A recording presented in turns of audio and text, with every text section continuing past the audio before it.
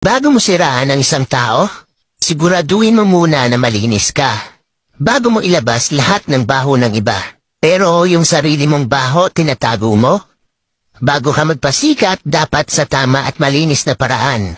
Huwag yung maninira ka ng kapwa mo para lang mapansin ka. Ano, pasikat lang? Yan ang mga taong feeling perfect. Ang tingin nila sa sarili nila, napakalinis. Lahat ng tao may bad side. Kaya manalamin ka muna bago ka manghusga. Madami ka namang nagawang mabuti pero sa isang mali, di na nakikita yung nagawa mong mabuti sa kanila. Ganon talaga yung mga taong kulang sa pansin. Kahit mali sa mata nyo at labag sa paniniwala nyo, wala pa rin kayong karapatan manghusga ng kahit sino. Hindi nyo alam kung ano ang pinagdaraanan sa buhay ng bawat tao. Lahat tayo ay nagkakamali. Bas hindi kaaya-ayang tignan ang mga taong nagmamalinis.